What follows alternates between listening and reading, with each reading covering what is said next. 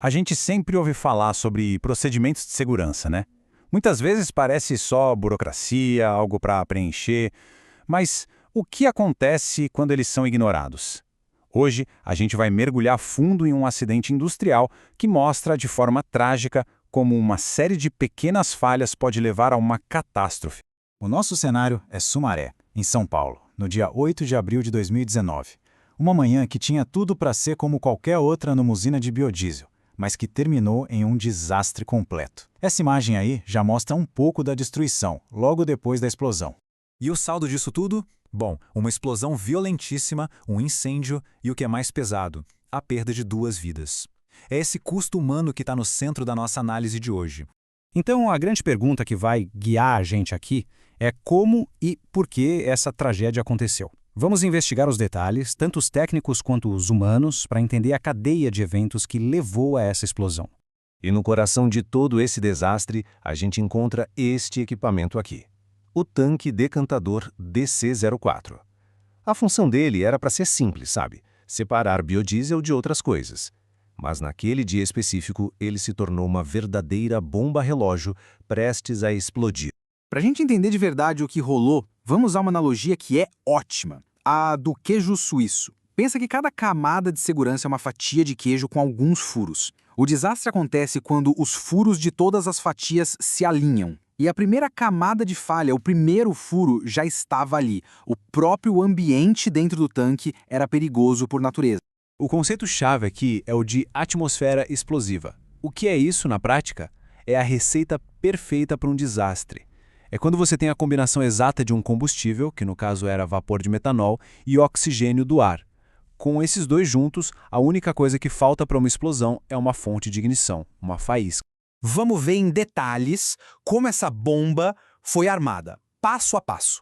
Primeiro, o tanque recebia uma mistura quente, a 45 graus, que tinha metanol. Segundo, esse calor fazia com que o vapor do metanol, que é super inflamável, preenchesse todo o espaço vazio lá no topo do tanque. Terceiro, na hora de bombear o líquido para fora, se criava um vácuo, que acabava sugando o ar para dentro. E o que tem no ar? Oxigênio. E quarto, o resultado, uma mistura perfeita de combustível e ar. Uma atmosfera explosiva prontinha para ignição. Um perigo invisível só esperando uma faísca. Bom, até aqui a gente tinha uma condição perigosa. Agora, a gente vai para as ações que tornaram essa condição mortal. As próximas 2 camadas de falha envolvem decisões humanas, alterações que não foram gerenciadas e a quebra total dos procedimentos de segurança. E é aqui que as barreiras físicas de segurança começaram a ruir. A usina já nem operava mais com o layout do projeto original. E, o mais crítico de tudo, o tanque DC-04 tinha 2 furos abertos na lateral. Isso mesmo, furos. Mudanças feitas sem nenhuma análise de risco que basicamente escancararam as portas para o desastre. E este ponto aqui é absolutamente crucial. Antes da explosão, um soldador experiente recebeu uma ordem, verbal, para trabalhar no tanque. Ele olhou a situação e se recusou. Ele viu o perigo. Essa recusa deveria ter sido um alarme ensurdecedor, um sinal claro para parar tudo imediatamente, mas não foi. A linha do tempo daquela manhã é simplesmente arrepiante. Às 10 da manhã, o aviso claro. O soldador experiente se recusa a fazer o serviço por segurança. 20 minutos depois, a ordem é repassada para um assistente recém-contratado. Às 11, o equipamento de solda falha e o trabalho para. Era a última chance de reavaliar o perigo. Mas às 11h30, ignorando todos os sinais, o líder da manutenção assume a solda ele mesmo. Momentos depois, a explosão. Agora, vamos juntar todas as peças. Vamos ver como os furos em cada camada de defesa, no nosso queijo suíço, se alinharam de um jeito perfeito e terrível, permitindo que a tragédia acontecesse. Então, lembrando, cada sistema de segurança é como uma fatia de queijo com buracos. Sozinha, uma fatia pode até bloquear um perigo. O grande problema é quando os furos de todas elas se alinham. O primeiro furo, a própria condição de operação. O tanque continha uma atmosfera explosiva. Isso era um risco inerente ao processo, uma condição perigosa que precisava ser gerenciada com cuidado extremo. O segundo furo, a falha de engenharia. Aqueles furos não autorizados no tanque simplesmente comprometeram a integridade dele. Uma barreira de segurança física que era crucial não existia mais. E aqui vem o terceiro e último furo, a falha humana e de procedimento.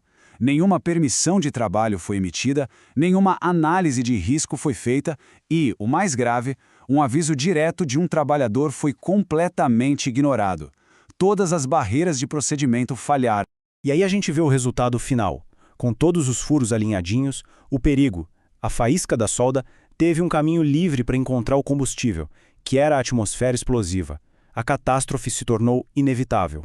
A explosão não foi uma coisa abstrata, teórica. As consequências foram reais, imediatas e extremamente violentas. Vamos ver agora a escala dessa destruição. Para se ter uma ideia da força disso tudo, o tanque foi projetado para operar uma pressão de pouco mais de 1 bar. A explosão gerou uma pressão de quase 8 bar. Foi uma força 7 vezes maior do que o equipamento foi construído para suportar. Impossível aguentar. As imagens falam por si só. O teto do galpão foi arrancado. A estrutura metálica ficou toda retorcida. As ondas de choque foram tão fortes que estilhaçaram as janelas do laboratório e da sala de controle, mostrando que o impacto se espalhou por toda a área de produção. Depois que a poeira baixou, começou a investigação oficial da Agência Nacional do Petróleo, ANP. O objetivo não era só entender o que aconteceu, mas garantir que isso nunca mais se repetisse. Vamos dar uma olhada nas conclusões. As descobertas da ANP foram bem diretas e apontaram para falhas no sistema como um todo. A análise de risco estava desatualizada. Um sistema para gerenciar mudanças no processo não existia. Procedimentos básicos, como ordens de serviço e permissões de trabalho, foram simplesmente ignorados. E no fundo de tudo isso, o que faltava era uma verdadeira cultura de segurança. Com base nessas falhas, as recomendações para a indústria foram claras. Primeiro, implementar um controle muito rigoroso de mudanças. Segundo, seguir os sistemas de permissão de trabalho à risca. E, talvez o mais importante de tudo, criar uma cultura onde os trabalhadores se sintam seguros e até encorajados a parar qualquer atividade que considerem perigosa. E isso tudo nos deixa com uma reflexão final. O desastre na usina da Prisma é um lembrete sombrio de que procedimentos de segurança não são mera burocracia. Eles são barreiras vitais entre uma operação normal e uma catástrofe. A questão que fica no ar é: em quantos lugares esses procedimentos são vistos só como papelada, esperando o dia em que os furos do queijo vão se alinhar?